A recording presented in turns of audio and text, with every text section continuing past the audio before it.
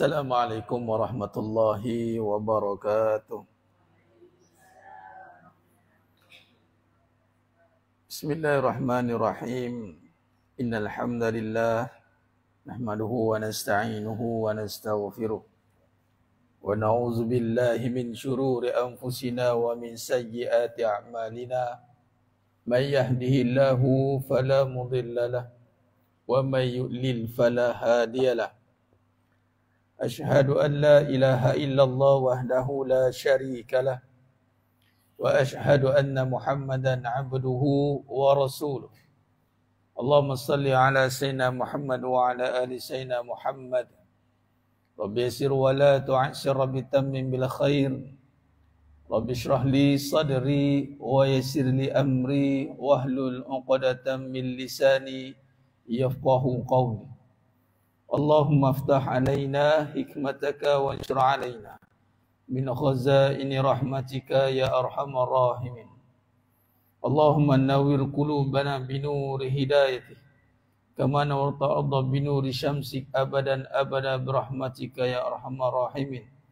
Wala hawla wala quwwata illa billahil aliyyil azim.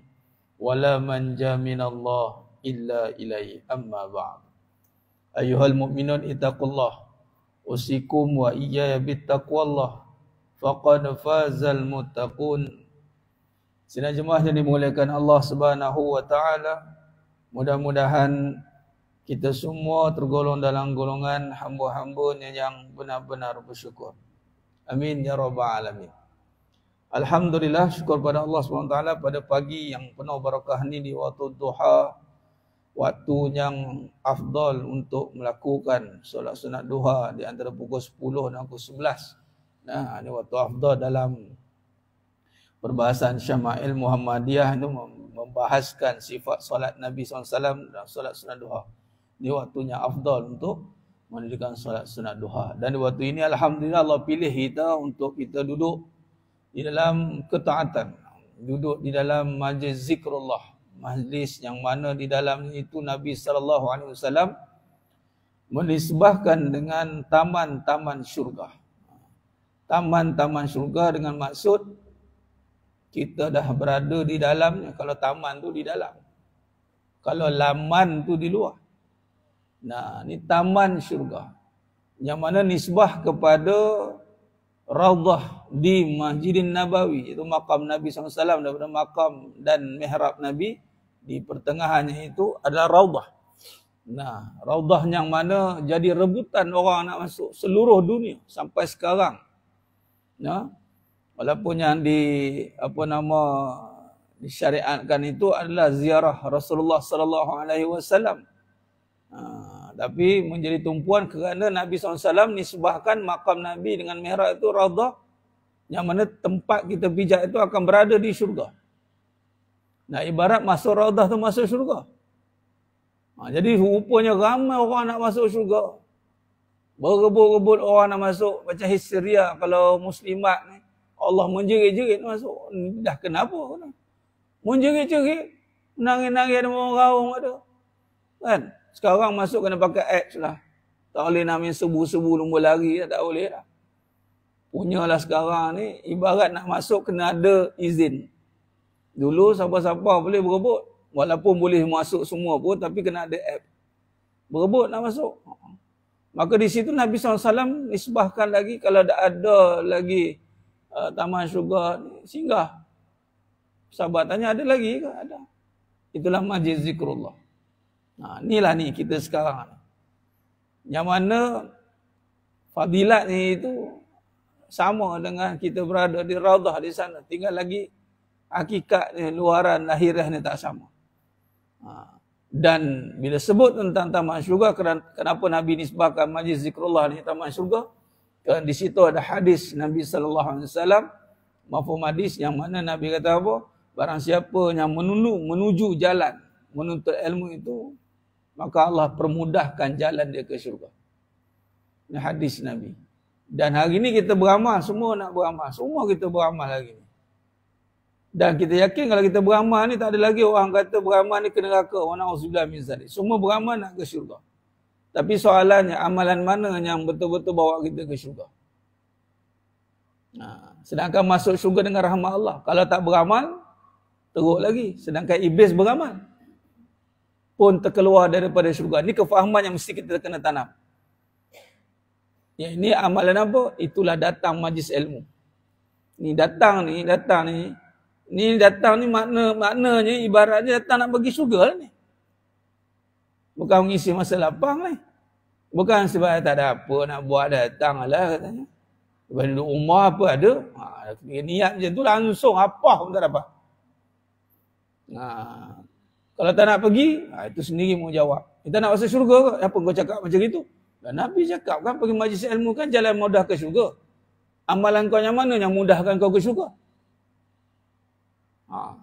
Kita pun tak tahu. Tiba-tiba ada hadis Nabi kata, tuntut ilmu mudah jalan ke syurga. Tak semangat kita. Malah kadang tak nak pula. Pulang lah kan. Tapi kalau kita dah terpilih nak pergi ni, kena faham pula. Ini aku jalan lagi ke syurga ni. Ni jalan nak pergi ke syurga. Bukan jalan-jalan saja, bukan mengisal apa ni, jalan. Setiap kali nak pergi majlis ilmu, kena niat dah. Ini jalan nak mudah masuk syurga ni. Ya Allah, mudahkanlah ya Allah. Kita itu namanya simpati, rahmat. Bukan dengan ya Allah, tengok amalan aku ya Allah, semalam aku dah kata, main lagi sebenarnya tahajud aku. Kalau itu kita duduk tayang ke depan Allah, boleh tentu. Silap bulan, rosak malam. Tapi kalau datang majlis ilmu dengan niat, ya Allah, mudahkanlah ya Allah. Nabi kata, datang majlis ilmu ni Allah mudahkan, kau mudahkan aku ke syurga, mudahkanlah ya Allah. Dengan amalan aku yang compak-camping ni ya Allah. Dengan amalan aku yang lompong sana sini ya Allah. Mudah-mudahan dengan aku datang majlis ilmu ni ya Allah, mudahlah aku ke syurga ya Allah. Senang jawapan macam tu. Tapi kadang-kadang lupa tu. Lupa kita nak beriktikad begitu. Mudah masuk ke syurga. Dipermudahkan, tu janji. Dipermudahkan. Maka beruntunglah kalau kita hari ni Allah pilih kita untuk berada dalam suasana majlis ilmu. Dia bukan ada 24 jam. Majlis ilmu ni time macam ni. Dan kita ada syarahan. Dia bukan 24 jam jalan ke syurga. Bila ada majlis ilmu, kuliah duha, kuliah maghrib ke, ikutlah kuliah-kuliah mana yang ada. Kalau kita ni jadi yang orang kata apa, Allah takdirkan dah ditetapkan. Setiap ada kuliah dia Allah mudahkan. Maknanya ringan nak pergi. Ada setengah tu macam tadi dia pergi sebab dia seronok berkawan, habis tak dapat apa. Dia pergi seronok sana ada makan-makan, habis lagi balik awal. Lagi itu contoh dia pergi boleh ialah nak hibur-hiburkan, duduk rumah pun bosan, ada masalah pun tak dapat apa juga. Sebab inna amalu binniat. Kadang seronok kan, ramai-ramai kan, seronok mana kita seragam lagi seronok. Kena pula saya pula sama pula hijau. Datang hijau, kejap biru, kejap kuning. Seronok lah kan. Ada satu lagi dekat pondok moden di KL pun lebih kurang begini juga. Dia ada tema dia, hari Isnin biru semua. Besok merah tu semua. Dah besok mikir, aku besok dah kerja kuning ni. Dah niat datang, dia nak seragam. Habis balik awal. Mula tengok Shopee. Baju apa yang cantik. Dah pakai. Pergi sebab nak makan baju. Habis balik awal. Bila kau tidak nak letak ke rumah, bila nak makannya? Pula. Ada orang macam tu. Ni kalau ada majlis ilmu, adalah juga masa nak makan kat rumah. Orang kata buang terbiat katanya. Walah memang elok macam ni pakai kat rumah kan. Tapi itulah dia niat tadi, in'amalu biniat. Jadi kata guru saya, Tuan Guru Ustaz Abu Latif, setiap hari bila perhimpunan tu di Samtas Tengkuang Puan Jemaah, Sekolah Agama Menengah Tinggi Tengkuang Puan Jemaah di Shah Alam sana. Hari-hari kalau perhimpunan tu antara perkara yang ditekankan apa dia? Perbetulkan niat. Itu dia ulang. Nampak macam simple je. Rupanya inna a'malu binniyat. Semua amal ibadat itu adalah terletak pada niat. Dan kita akan dapat apa yang kita niatkan. bukan apa yang kita buatkan. Sebab kadang-kadang kita buat ni tak selari dengan ni. Ada orang kata, no, saya buat baik Ustaz, tapi kenapa ini yang saya dapat orang duk guna saya, naya saya? Mungkin di situ awak perasan baik kot niat dia. Tak tahu. Nak tunjuk baik kot. Tak tahu. Dapatlah balik perkara-perkara yang sebaliknya. Baik. Maka di situ beruntunglah kalau Allah pilih kita untuk berada dalam majlis zikrullah. Apatah lagi kita membahaskan pada perbahasan yang menjadi usul kepada perbahasan agama, yakni usuluddin. Kita membahaskan tentang usuluddin. Yakni kita nak bincangkan tentang kehidupan kita dalam kaedah mentauhidkan kehidupan.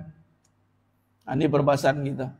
Kita nak jadikan hidup kita ni hidup yang menjadi tujuan utama kita dihidupkan. Apa kita dihidupkan ni? Wa ma khalaqtul jinna wa insa illa liya'budun. Surah Zariyat ayat 56. Kita ni dijadikan oleh Allah Subhanahu Wa Taala dalam konteks kita hari ni berkahwin, kemudian berurusan, bermuamalah, ada anak, ada isteri, ada cucu, ada semua ada tu. Semuanya itu tak ada lain tidak bukan adalah untuk illa liya'budun, untuk mentauhidkan Allah Subhanahu Wa Taala. Jangan sampai kehidupan kita hari ini, kata Allah dalam surah Al-Munafiqun, yang mana memberi peringatan, jangan sampai hartamu la tulhikum ya ayyuhallazina amanu, wahai orang beriman, la tulhikum amwalukum wa auladukum an zikrillah. Jangan sampai harta dan anak-anakmu melalaikan daripada ingat kepadaku. Ingat. Kita hari ni kadang jadi lemah, jadi malas, jadi fed up, jadi frust. Sebab apa? Sebab mikirkan masalah harta tadi, susah cari duit, payah. Ataupun kalau dapat duit pula, payah nak menguruskan duit pula, banyak benar. Dah banyak duit pun susah, tak ada duit pun susah. Katanya. Kalau tak ada duit tu, padahal dah memang susah. Ni ada duit pun susah. Sebab apa? Ramai benar orang susah minta. Dia susah hati. Tak senang betul tengok orang senang. Diingat kita ni senang-senang kan cari duit. Ingat kita ni cok duit kan? Dia mula bebel seorang-seorang. Tak senang lala sekali buat rumah tembok besar Cina. Susah orang nak tengok. Ada orang, ada tak nampak orang tu. Dah payah. Susah. Sibuk. Lupa memikirkan tentang Allah. Lupa menjadikan sebab senang susah tu untuk ingat kembali kepada Allah. Isu anak-anak pula. Fikir pasal anak-anak. Sebelum anak besar, mikir pasal anak pula. Makan minum dia, nguruskan dia. Oh ya Allah, seorang anak ni 2-3 orang bising. Sana buat sepah, sini buat sepah. Kita je nak buat. Laki tak ke mana pergi entah mana. Marah pula tu laki. Ingat dah besar legalah pula. Dah besar jadi masalah pula. Aku penat mesahkan kau. Kau buat apa? Bulan-bulan bagilah aku duit. Aku habis duit, aku habis masa. Dah bebeng anak dah besar pula. Anak lelaki ke anak perempuan ke kan. Dah dibebelkan dia. Tak cukup tu bila dah berkahwin. Dah dia kacau kawan tu pula. Nampak tak? Dia duk aku biru je kat situ. Duk mikirkan masalah anak. Tak habis-habis. Mikirkan anak dah besar. Mikirkan masalah menantu pula. Ni saya cerita ni realiti ni. Ni nak cerita, nak ngaji tauhid ni. Ni nama tauhid ni. Lelah sekali. Aku ni nak mikir pasal siapa lah hidup ni. Lelah sekali kita sakit hati dengan semua benda tu. Akhirnya ayat tadi Allah menerangkan, jangan sampai hartamu, anak-anakmu melupakan aku. Ini yang perlu kita luruskan.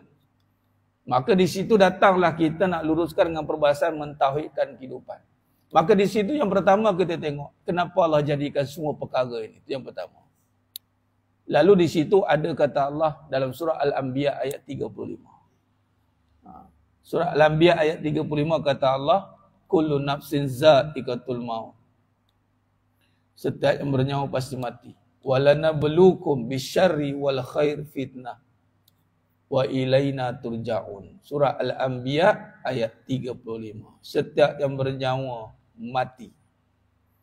Jadi kita ni tak kisahlah usia berapa, mati tak ikut usia. Hari ni Allah dah tunjuk dah dengan COVID-nya, dengan aksiden macam-macamnya. Tak ngacau orang, orang ngacau kita. Elok dia orang langgar. Allah. Batu keluar rumah tu ingatkan anak kita. Doa tu perisai kita. Kalau dah kena itu takdirnya, qadar Allah. Tapi kadang-kadang leka. Kadang-kadang sebagai contoh, cuba tanya. Sejauh mana berat kita baca doa? Ataupun sejauh mana kita anggap doa tu berat? Doa tu penting. Kadang-kadang dia start kita sama tu berat pergi. Nampak tidak? Saya ni boleh kata atas jalan lah. Motor. Dalam apps ni, dia ada apps motor ni. App motor ni dia panggil app BMW ni. Mana saya tunjuk? Ni. Nak tunjukkan apps ni. Ni rat. Saya dah hari-hari cari ni 130. Dia rekod 139 km. Dia rekod. Sejam. Dengan temperature lebih sikit sejam 10 minit. Sejam 10 minit tak buat. Maximum speed dia tulis 242. Alah tak boleh nipu lah sini. Tak boleh nak rahsia. Dekat situ mas sekalian. Jadual lah ni motor. Yang jadual tu maknanya hari-hari saya atas motor tu. Hari ni 17. Saya atas motor. 17 saya gimana? Tekan situ. Bagan Datuk. Dia keluar bagan Datuk. Hutan melintang. Hari-hari lah cerita naik motor ni. Semalam hujan apa. Apa yang saya ni nak cerita kulun nafsin tadi ni. Termasuk juga tentang tauhid ni. Kita cerita ayat Quran ni, kita cerita kehidupan. Kadang-kadang kita ni duk perasan. Kita yang pandai bawa, kita harapkan orang jangan langgar kita, harap suruh orang berhati-hati suruh kita. Kita lupa untuk Allah jagakan kita. Saya yakin semua depan ni jenis masak lah. Walaupun sekarang order Shopee, order je kan. Contohlah tak. Dia mana mau Ustaz. Jangan, ini mes santan perah lagi ni. Tak ada mes santan kotak ni. Jadi betul-betul. Ada kalau budi lah dah. Apa salah je. Tak salah pun. Nak balik masak kan. Beli juga. Lantak lah, yang penting makan. Tapi nak ceritanya, bila dah tahu masak tu, ada kira-kira lagi tak? Ikut resepi berapa gram, berapa berat. Datang anak menantu nengok mak masak, campak-campak. Dia balik rumah campak, dengan periuk dia campak. Apa hal tak jadi dia? Itu dia panggil ilmu rasa. Dia ada gerak hati. Mana datang gerak hati tu? Itu niat nak buat baik, nak masak untuk keluarga, Allah bagi gerak hati tu. Itu doa tu sebenarnya. Dari awal nak berkhidmat Allah bagi. Saya nak kaitkan, itulah bawa motor gerak hati. Bila kita baca doa, gerak hati tu Allah bagi. Tak boleh nak cerita macam mana nak agak-agak motor. Tak boleh cerita. Macam masak tadi, tak boleh nak cerita. Macam mana main campak-campak je. Tak boleh. Tapi kalau dah duduk dalam bidang tu, dah masak, dah niat untuk masak untuk anak-anak, untuk suami, untuk bagi orang makan sedap, Allah tolong. Allah tolong. Kalau kita niat buat kerja tu nak cari nafkah elok, untuk buat kerja ibadah, Allah tolong. Betul je mas sekalian. Bila saya baca doa tu, dia jadi macam auto sensor, semua on. Kalau motor mahal-mahal, kereta mahal-mahal kan sekarang, kereta semua canggih-canggih, ada sensor lah. Kalau yang biasa diorang buat tu Tesla. Kereta tidur pun jalan sendiri. Dia boleh send frekuensi. Tengok kat dalam monitor tu, ada orang datang. Tengok-tengok kat luar tak ada orang. Dia lalu tepi kubur. Dia buat konten. Ramah banyak. Dia boleh nampak. Mana canggih lah. Kalau keretanya manusia buat pun boleh canggih macam tu, kitanya Allah buat, takkan buta kayu. Takkan langsung tak boleh nak sensor apa-apa. Keretanya punya canggih. Manusia buat, kita, Allah buat, tiba-tiba tak ada apa-apa kelebihan ke? Ada, banyak. Terutamanya doa. Dan doa itu adalah silahul mukmin. Senjata bagi orang mukmin. Jadi kalau doa-doa sungguh-sungguh, jangan doa je lah, nak apa. Tahu lah dia punya bunyi. Tak tahu lah, dah puas doa. Allahu Akbar. Jangan kata begitu. Dia berbalik pada kul nafsi zat kata, mati.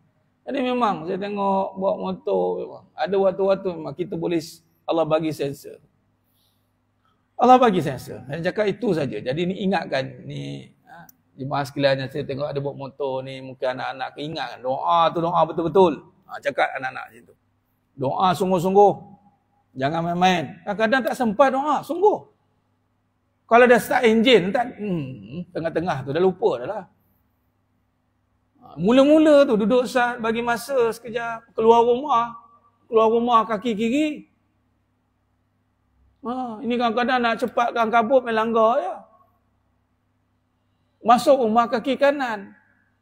Keluar rumah kaki kiri baca Bismillahirrahmanirrahim, la haula wala quwata illa billahil aliyyil azim. Sambil jalan naik motor tu. Baca lagi doa Bismillahirrahmanirrahim, bismillahilladzi, baca lagi batu subhanallazi sakharana hadza wa ma kunna lahu muqrinin, baca bagi masa tak seminit tak sampai. Sama-sama panah enjin tu, jangan kelang kabut, jangan kelang kelibut. Kadang-kadang ni lah leka. Leka berarti leka kelang kabut je pasal rasa doa pun tak sempat. Itu nama leka. Dia leka sebab dia ingat dia yang uruskan. Tengok dengan Allah. Allah maha ni, bila maha berkuasa ni. Kadang-kadang kita nampak macam ini. Kadang-kadang ni kata ni dia dengan iman ni. Usaha sikit je nampak. Alah doa macam sikit je kan. 1 minit, setengah minit pun tak sampai. Kita anggap biasa. Sebenarnya itulah bila berurusan dengan Allah yang maha berkuasa. Dengan Allah, Allah tak perlukan kita buat lebih-lebih pun. Allah maha berkuasa. Sebab tu kan nak usaha untuk kita dengan Allah sikit je. Solat, bukan lama pun. Kalau betul-betul kiraan solat yang kita solat tu baru dalam 10-15 minit. 10 minit zikir semua dalam 20 minit. Setengah jam lah. Kalau solat tu saja tak lama. Sekejap lah. Kenapa sekejap sangat dengan Allah? Itu yang panggil maha berkuasa. Bila maha berkuasa tak perlu cerita banyak. Sikit je. Ya Allah, tolong aku ya Allah. Sikit je. Tapi dengan kekuasaan Allah yang mentadbir Rabbus samawati wal ard, Allah akan menggerakkan seluruh jenteranya. Nak jaga kita, perkara yang tak nampak di depan pun tak nampak, di belakang kita pun tak nampak, kiri kanan yang datang pun tak nampak. Maka kita mohon dengan Allah dengan sifat kita yang merendah, yang lemah. Maka Allah datangkan pertolongan. Pasti. Pasti. Yang tak pastinya kita. Yakin ke tidak Allah tolong. Itu je. Maka di situ Allah kata setiap yang bernyawa pasti mati. Dalam perbahasan itu mana kehidupan kita ni sibuk-sibuk macam mana menuju mati. Dalam perbahasan itu ada 2 cerita. Iaitu Allah akan takdirkan buruk dan baik. Buruk dan baik sebagai cobaan. Bisyarri wal khair fitnah.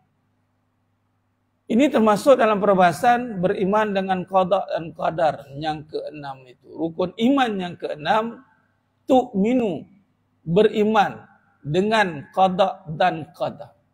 Beriman dengan maksud apa? Yakni dalam perbahasan iman dengan maksud membenarkan dengan hati, tasdiqu bil qalbi. Membenarkan dengan hati, membenarkan dengan hati.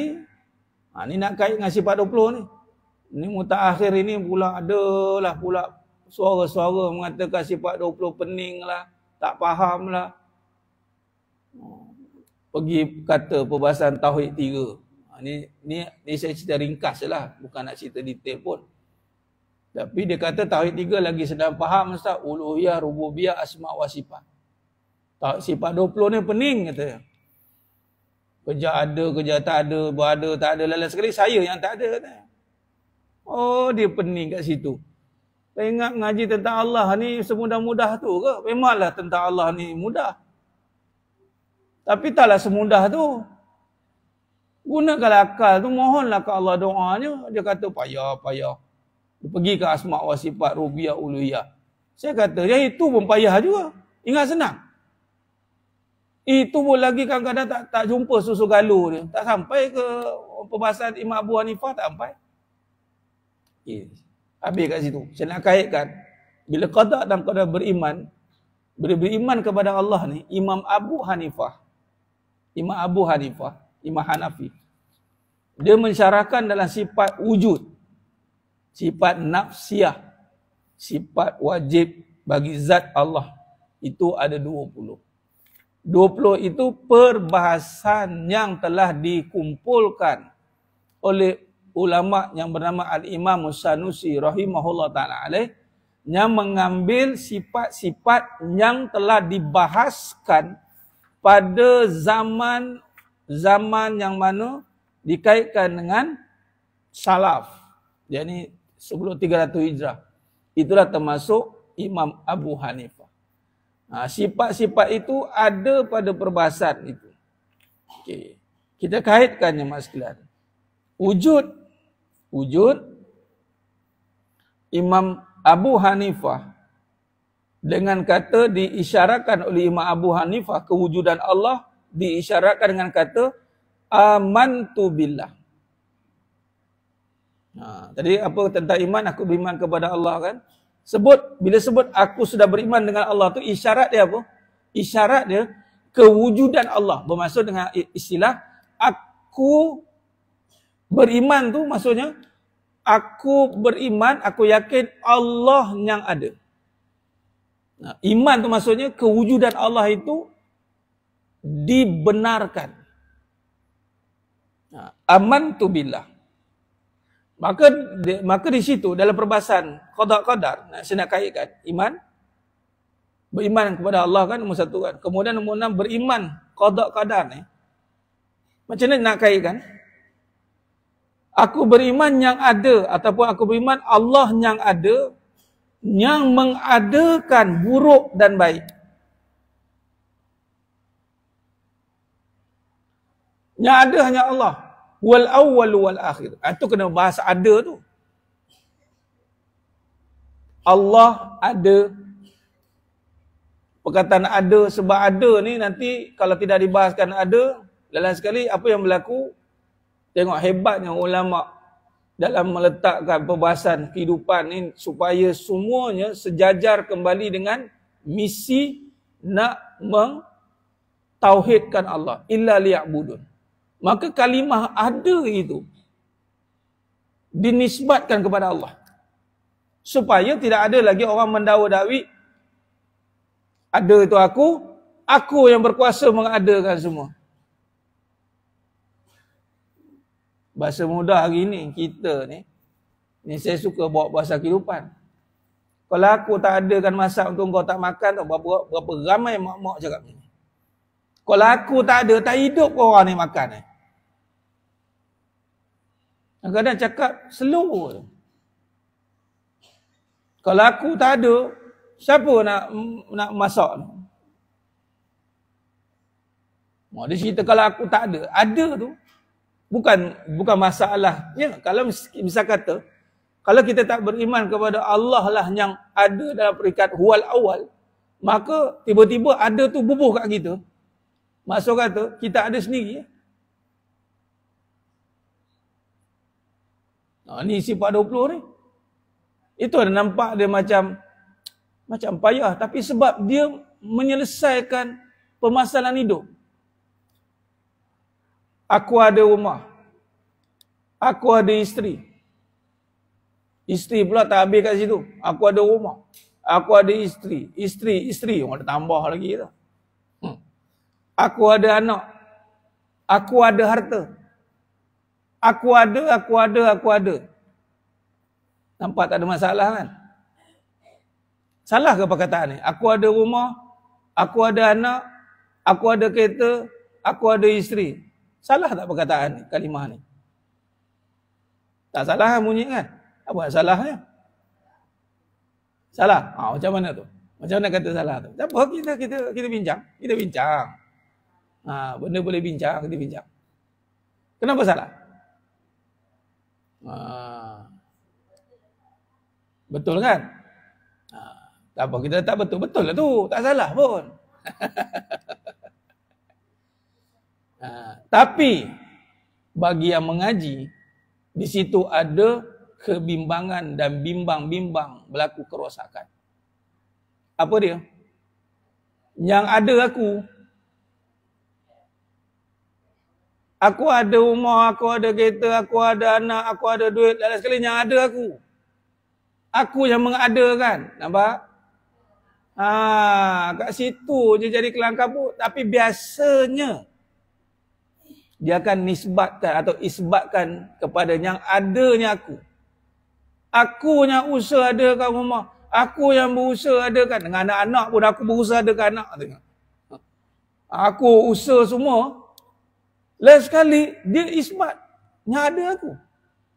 Benda ni tak nampak halus je. Contoh kalau dia yakin bahawa yang ayat yang sebenarnya Allah adakan rumah untuk saya. Allah adakan anak untuk saya. Allah adakan isteri untuk saya. Lalu semuanya diadakan. Letak depan diadakan. Bukan aku ada. Walhal perbahasan Allah yang ada. Isyarat kepada amantu billah. Maka bicaranya begini yang betul. Bila dia nampak Allah adakan anak, sekali tak dengan takdir tadi? Qadar-qadarnya. Ni kena susun ni. Bila Allah adakan anak, sekali tak dengan takdir yang kita bincang surah Al-Anbiya 35 tadi? Apa kata Allah? Takdir buruk dan baik. Okay, pada anak tu ada tak perangai buruk baik nanti? Ada sendiri ke? Dah. Allah adakan. Buruk pun Allah adakan je Ustaz. Bukan kita ke yang buat sendiri. La. Tidak. Buruk Allah jadikan. Itulah doa dan hadis yang Nabi ajar. Yang kita berlindung. A'udzu bikalimatillahi tammati min syarri ma khalaq. Kenapa Allah jadikan buruk? Sebab nak membezakan yang baik. Tetap Allah yang menjadikan. Tak ada Tuhan lain yang menjadikan. Kalau ada Tuhan lain dalam perbahasan ni. Kalau ada Tuhan lain yang menjadikan buruk. Nyaya kita. Jenuh kita nak menyembah Tuhan buruk tu pula. Tu contoh. Dan kalau lah buruk tu dia letakkan pada makhluk. Nanya. Ni. Dia ni jahat ni. Dia tengok. Aku geram dengan dia ni. Aku nak matikan dia. Kan buruk kan? Sekiranya buruk itu Allah bagi pada makhluk untuk buat, agak-agak boleh tak dimatikan orang tu? Sekiranya buruk itu Allah letakkan pada makhluk untuk buat, agak-agak boleh tak matikan orang tu? Bolehlah sebab Allah bagi buruk tu. Contoh kan, buruk tu makhluk lain buat. Sebab tu buruk dan baik tetap Allahnya buat. Sebab itu keburukan pun dengan izin Allah. Allah izinkan orang buat buruk, tapi tak bermakna Allah ridha atas keburukan itu. Jadi kita tetap akan tunduk kepada Allah. Tak perlu kita takut dengan orang yang buat buruk kat kita tu. Contoh dalam bab sihir. Aku nampak kau siap kau. Aku nak sihir kau. Ni kau. Katanya. Saya berhadapan dengan benda-benda macam ni. Allah takdirkan. Untuk khidmat, merawat. Ada beberapa kes saya jumpa, aku nak matikan dia. Kau siapa? Saya cakap macam tu. Kau siapa nak matikan dia?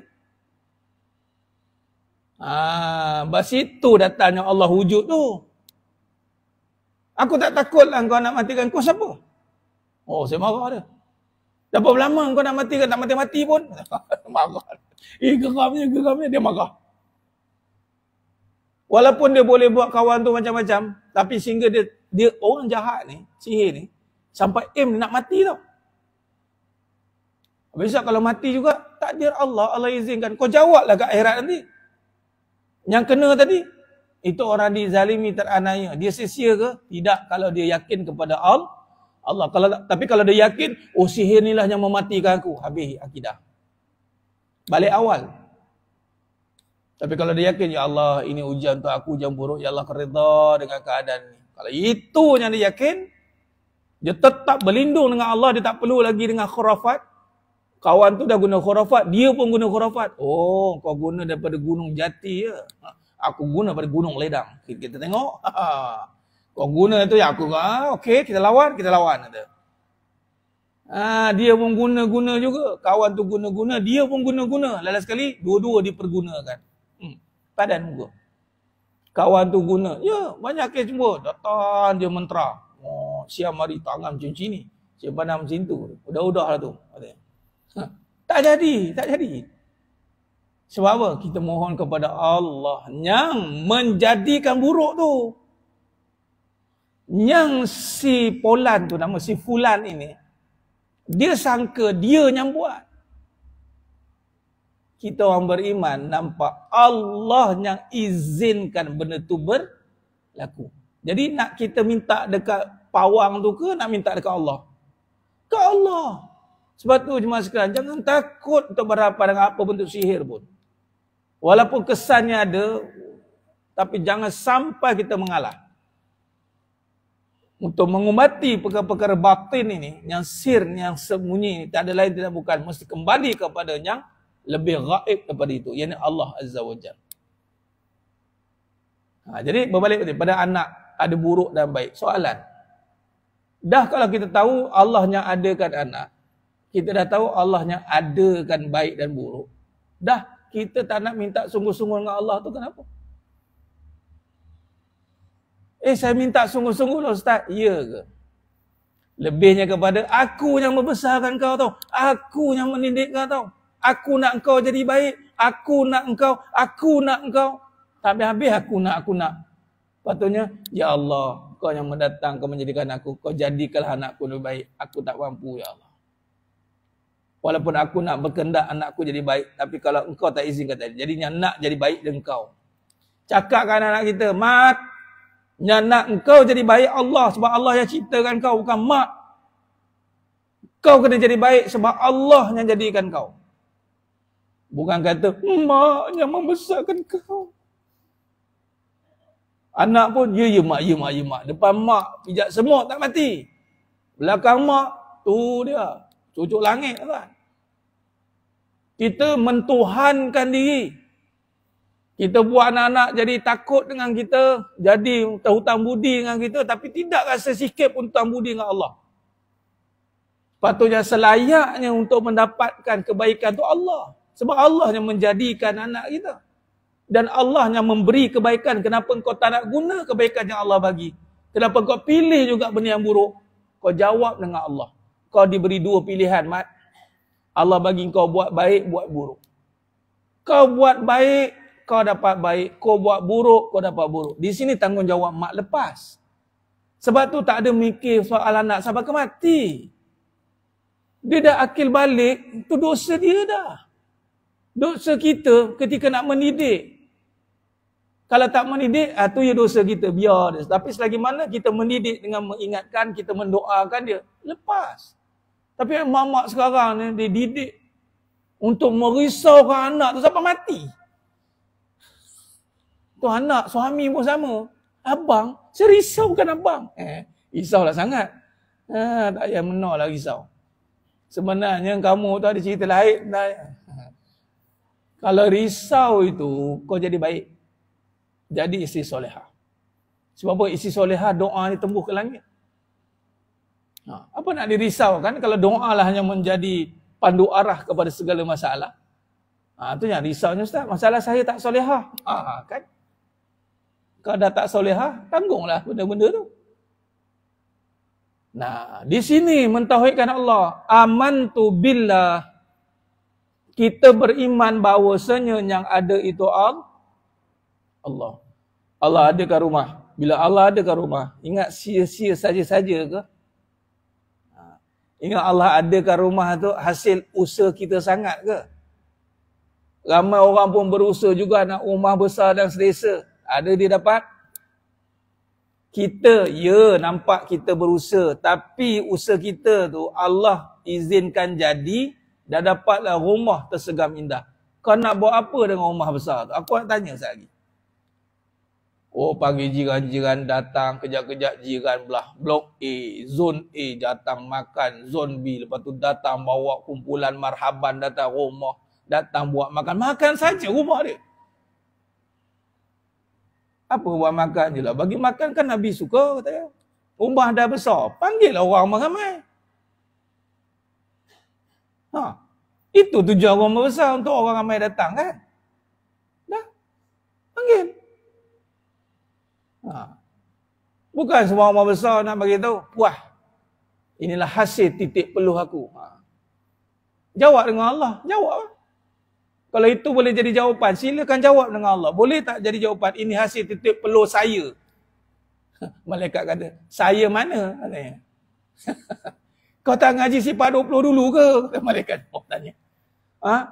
Kau tak tahu yang ada siapa? Yang mengadakan apa? Siapa?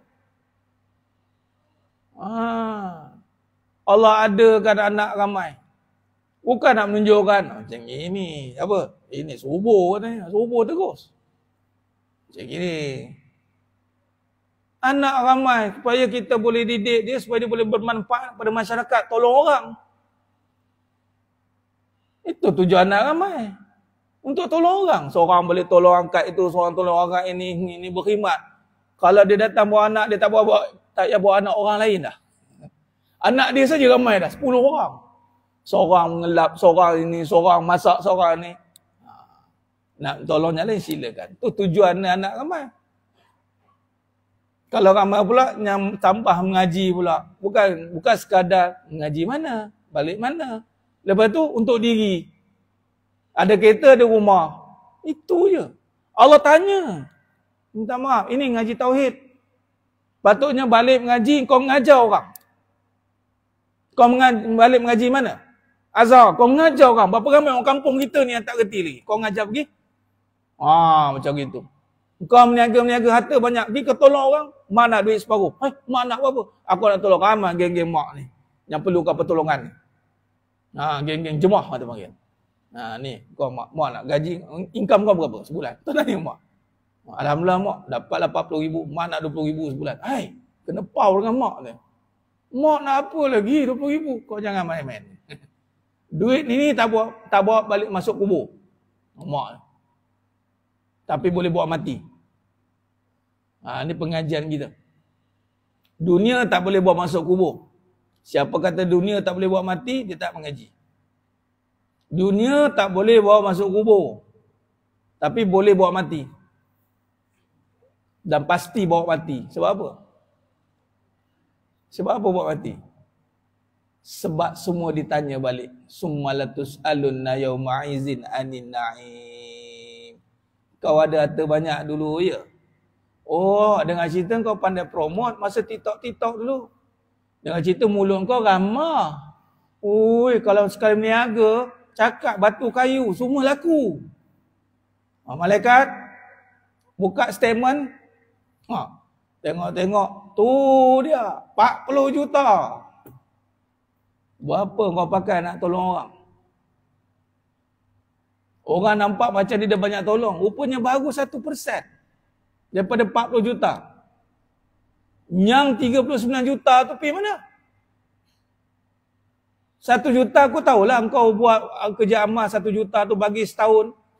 Sebulan 100,000 banyak tu.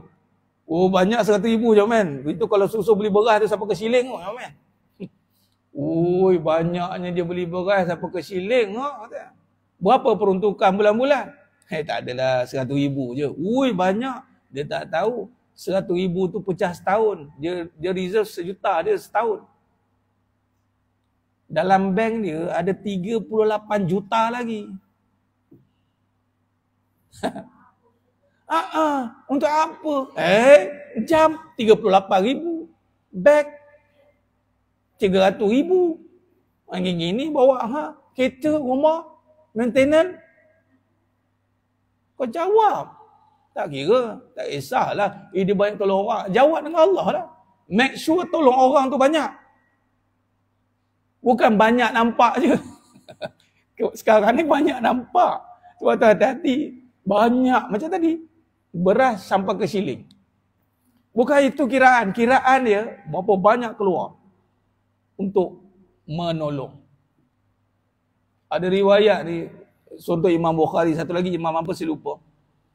Imam Bukhari memang pemurah. Memang ini dipanggil kaya raya. Sampai tahap jemaah sekalian, kan kita ada zakat. Kita di Selangor kan zakat pendapatan. Sukuk haul, kena keluar zakat. Sampai tak layak bayar zakat. Orang ni yang ulama yang seorang lagi. Saya lupa nama, nanti saya cek balik. Nak bagi tahu, kalau terbaca saya tak ada harta. Dah tak ada harta jangan sedih. Tak ada masalah pun. Saya tak ada harta Ustaz. Tak apa, tak payah nak fikir-fikir lah. Kalau tak ada harta duduk dan diam. Kadang saya nak tolong apa, tak ada harta. Tak payah, tolong jadi baik. Tolong duduk dan diam. Ulama tadi, punyalah berharta kaya raya, tak layak bayar zakat. Sebab apa? Keuntungan dia, tolak overhead semua dia pakai, ada lebih tu semua diinfak. Bayar zakat apa? Tak payahlah. Dia dah pakai untuk dia bayar kereta apa semua ulama ni 20,000 lebih kurang lah. Ni ada ni saya tak ingat nama, nanti saya cari. Saya save dalam pembacaan saya tu. Cakap Allah terinspirasinya. Wow, betul ni bukan keluar zakat. Ni daripada tu keluar 2.5%. Layak juga dia bayar zakat kan. Ini langsung tak bayar. Harta banyak tak bayar sebab apa? Mana nak bayarnya kalau dah untung aku keluar semua? Tak sampai haul dia. Keluar bayar, bagi orang makan, pakai biskit, tolong selesaikan hutang orang. 3 amalan yang Nabi suka. Yang lebih baik daripada iktikaf di Masjidin Nabawi. Sebulan. Yang pertama, bagi orang makan. Yang kedua, selesaikan hajat orang. Hajat yang termasuk dengan duit tadi. Hajat orang. Yang ketiga, selesaikan hutang orang. Tak kisahlah hutang apa pun, yang penting hutang. Dia check, dia reserve. Setiap bulan dia punya income 400,000. Setiap bulan. 100,000 dia pakai untuk keluarga. Tak apalah 100,000 bayar itu. Ada lagi 300,000. Tolong orang bayar hutang. Cari siapa yang main hutang lagi ni, tolong mesej jumpa saya. Ni peruntukan saya. Tu kata dia pakat dengan mak dia tu. Berapa untung kau? Ni anak yang berkejaya, kemudian berjaya, kemudian hebat ni. Mari sini, mak nak ni. Sekarang ni kalau kau tak buat, mak buat. Kita pilih salah satu. Kalau kau buat, mak tak buat. Kalau mak buat, kau tak payah buat. Macam tu. Mak nak agihkan 300,000 keuntungan kau. Oi, silakan mak. Mak banyak kumpulan. Kumpulan marhaban lagi, kumpulan itu lagi, kumpulan ini lagi. Macam-macam kumpulan mak ada. Kau ada kumpulan tak ada? Tak ada mak. Tak apa. Meh mak uruskan. Bukan wajib. Tak wajib. Tapi tak salah. Bukan wajib. Sebab kita ni nak buat kebaikan tu tak masalah lah kan. Ada bahagian. Memang kalau lelaki pun faraid ada bahagian untuk mak. Bolehlah minta. Tapi jangan terminta-minta. Boleh minta, tapi jangan terminta-minta. Aku yang melahirkan kau. Aku yang ini. Itu nama terminta-minta. Kalau nak minta, mana 20,000. Mak dia tahu anak dia duit banyak. Datang bawa kereta macam itu. Melaut kereta. Takkan 20,000 tak ada. Kalau tak ada, sedap tu kena tu. Tengok kereta menjala. Rumah 5 tingkat. Takkan 20,000 mak minta tak ada. Mak marah betul mak ni. Mak ni, rupanya mak ada list. Ni aku dah tolong. Ni masjid ni tak ada dia. Ini kumpulan ni tak ada ni. Mak dia ada list. Siap. Bagi idea ni, bagi idea. Nah, memang itu namanya bila Allah takdirkan anak kita duit banyak, bukan sebab usaha dia. Mungkin kau ni ditakdirkan nak menolong keluarga mara, saudara mara kita ni. Bincang dengan dia. Setengah-setengah orang minta maaf ni. saya cakap ni sebab saya tengok mutakhir ni banyak salah laku, salah faham ni. Jadi saya kata saya tak boleh tahan, saya kena cakap. Bila anak tu berjaya, oh bagus kau ni, bagus nak kau berjaya. Inilah berkat mak didik kau ni, berkat mak besarkan kau ni. Ha pula dah. Dia bubuh kat dia saja. Walhal nak kau dah berjaya ni, mak risau ni. Ini Allah dah takdirkan kau ada kelebihan ni. Allah dah takdirkan kau ada duit banyak ni. So mak risau ni. Bukan mak bangga dengan kau lagi ni, mak tak bangga lagi ni, mak risau dengan kau ni. Apa yang mak risau? Kan mak dah berjaya dah ni, mak nak apa lagi? Bukan itu ukurannya. Ukurannya mak dah ngaji tauhid. Maknanya yang kau ada ini diadakan Allah. Dalam ramai-ramai adik-beradik kau yang lebih. Kau tak fikir kenapa? Bila macam tu kita jangan, kau dah tolong adik kau yang susah. Kau dah tolong abang kau begitu. Ini kalau cakap macam ni marahan orang. Orang yang susah nak tolong dia pula. Kalau macam itu faham dia, belum memasukkan fahaman tauhid. Dalam adik-beradik keluarga, tak semua Allah jadikan serentak semua berduit. Betul tak? Sama dengan masyarakat pun. Dan yang jadi susah, jangan risau, jangan sedih. Yang susah, jangan sedih. Sebab tu kata Allah, jangan sedih kalau kita orang beriman. Sebab yang sepatutnya kita sedih, dalam susah kita lupa Allah, tu sedih. Ini dalam susah, lupa Allah, teruk benar. Tapi kalau susah, tapi dia rajin ni dengan Allah, datang kuliah, dia berkhidmat, dia tolong orang, itu maknanya bagus. Tiba-tiba dalam kebaikan, Allah datangkan orang yang baik tadi, yang dia ingat Allah, yang dia sedar takdir, dia datang. Jah, ni duit saya ni, Allah takdirkan saya ada lebih. Buat apa ni? Ambil je lah Jah, Allah Maha Kaya. Ni berkat aja, duduk ngaji, berkat aja buat kerja rumah, elok-elok, niat baik, dah lah 5,000. Ambil lah. Ya Allah, 5,000. Yang ajah ni pun tak apa, dia agihkan balik, buat kenduri doa selamat, buat makan, buat lemper. Buat lemper, kenduri lemper. Mana kau dapat ni? Adalah ada orang baik dia bagi duit. Katanya. Dia pun bagi bukan sebab dia ada duit, sebab Allah adakan dia duit. Kalau macam ini ada dalam masyarakat, bagus. Ni yang bagi pun siap dia torture kau, dia tazkirah kau. Ingat, bukan senang nak dapat duit tau. Solat-solat juga. Kalau dia solat-solat juga. Keluar, kerja. Saya ni susah nak cari duit. Pula. Yang susah, tahu tak apa, aku susah. Terminta-minta. Yang senang, mengungkit-ungkit.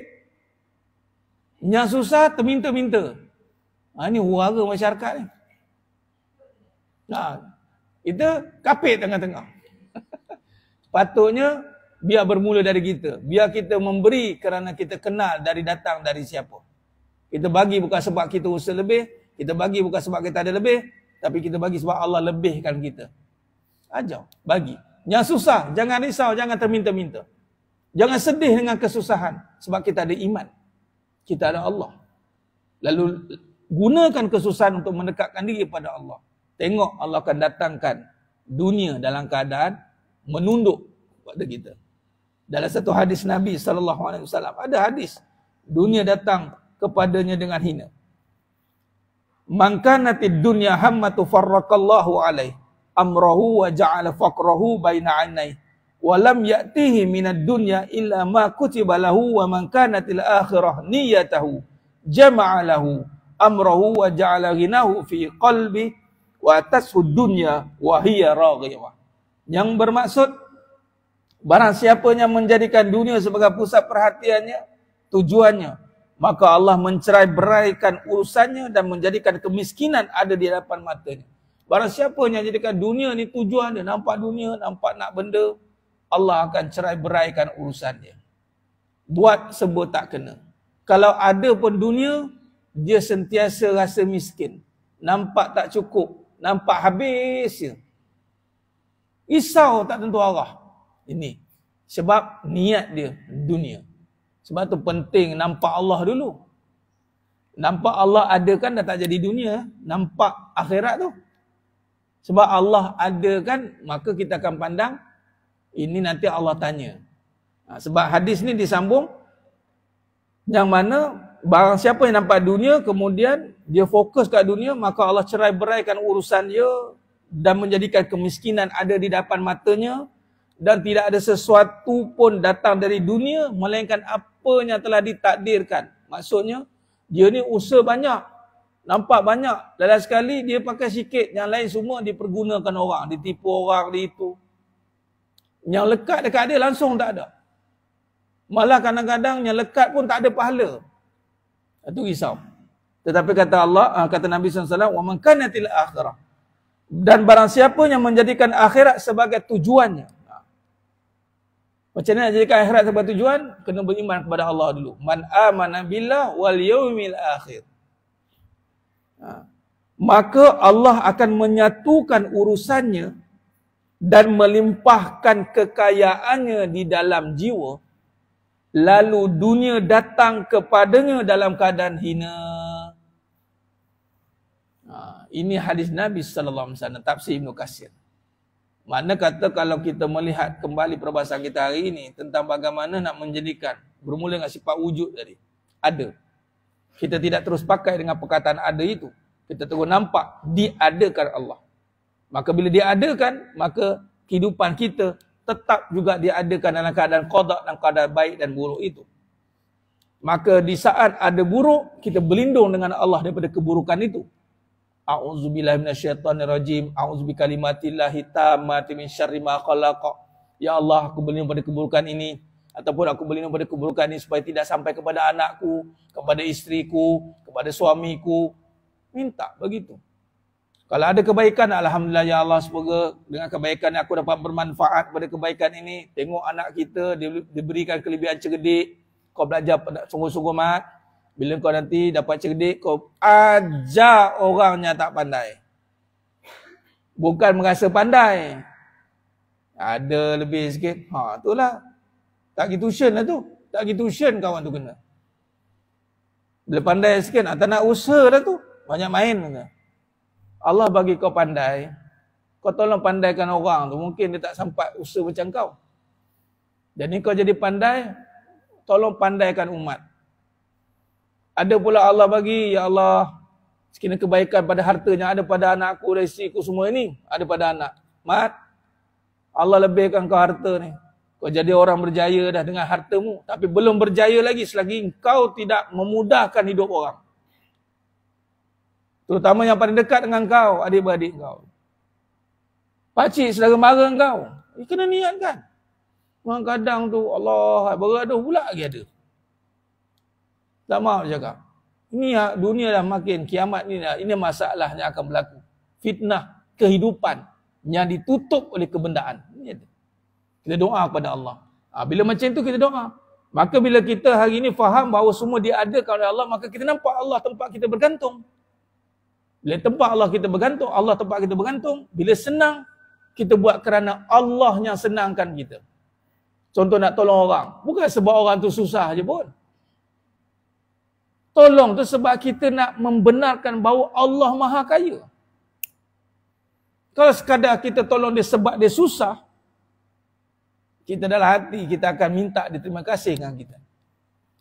Tapi kalau kita tolong dia sebab Allah, sebab apa? Allah yang buat baik kepada kita dulu. Wa ahsin kama ahsanallahu ilaik. Surah Al-Qasas ayat 77. Kita tolong dia sebab Allah yang tolong kita dulu. Maka kita pun tolong dia tanpa berkira. Orang yang susah pula tidak akan sedih hati. Tidak pernah rasa risau. Kerana apa? Dia melihat susah itu sebagai ujian takdir bagi dia. Dan dia tetap untuk taat kepada Allah tanpa dia bersangka buruk.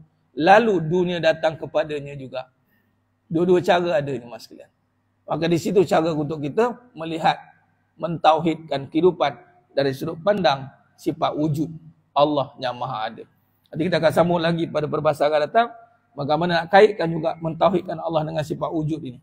Mudah-mudahan kita mampu menjadikan hidup kita ini sebagai asbab untuk mendekatkan diri kepada Allah Subhanahu Wa Taala, dan kita mudah-mudahan termasuk dalam golongan yang tidak dilalaikan. Sebagaimana Allah kata surah Al-Munafiqun itu, la tulhikum amwalukum wa auladukum an zikrillah itu.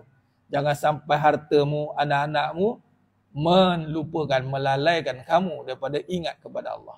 Jadi kalau kita bahas begini, kita dah tak kalut dengan masalah lah. Nampak masalah buruk, kita tak terfikir-fikir dah. Kita didik saja, kita doa sungguh-sungguh dengan Allah supaya Allah baikkan dia. Khalas. Nampak dia buat salah, kita doa kepada Allah, ya Allah kau ampunkan dia. Ingatkan dia tentang keampunan Allah. Jangan dibesar-besarkan masalah. Jangan dibesar-besarkan kesilapan. Tapi besarkanlah keampunan Allah. Besarkanlah bahawa Allah Maha Pengampun. Yang susah, jangan dibesar-besarkan susah itu. Tapi besarkanlah pertolongan Allah. Besarkanlah kekayaan Allah. Sesungguhnya Allah memang maha bagi segala-galanya. Allah maha kaya, man. Kau jangan besarkan susah engkau tu. Allah kalau nak bagi engkau ni, kun fayakun. Tapi ingat, kalau Allah nak ambil, mat, kun fayakun, mat. Kita ni nak senang cepat kan? Kalau boleh nak cepat senang, kita lupa. Nak hilang pun cepat. Jangan main-main. Kita ni ada dua keadaan. Orang nak cepat senang tengah susah. Oh, nak cepat senang. Bila nak senang? Kau ingat bila senang, jangan lupa boleh cepat susah juga. Bila-bila masa boleh hilang. Jadi bila kita tahu Allah yang mengadakan, kita pun mula berjaga-jaga, berhati-hati. Itulah dipanggil takwa. Wallahu a'lam. InsyaAllah, itu sahaja mas sekalian. Mudah-mudahan Allah berkati kita semua. Allah bantu kita terus hidup dalam keadaan bertauhid. Bantu kita untuk ingatkan kita kepada Allah SWT. Menjadikan kita hamba-hamba yang bersyukur. Dan menjadikan kita sentiasa memperbaiki ibadah dari masa ke masa. Amin. Ya Rabbal Alamin. Aku qali hadza wa astaghfirullahalazim li wa lakum. Wa bila taufiq wal hidayah. Assalamualaikum warahmatullahi wabarakatuh. Kita tangguh dengan tasbih kafarah surat Al-Asr. Subhanakallahumma wa bihamdik. Asyhadu an la ilaha illa anta astaghfiruka wa atubu. Bismillahirrahmanirrahim wal 'asr. Innal insana fi khusr illa alladhina amanu wa amilus solihat wa tawassaw bil haqq wa tawassaw bis sabr wallahu a'lam bis shawab. Takbir. Allahu akbar.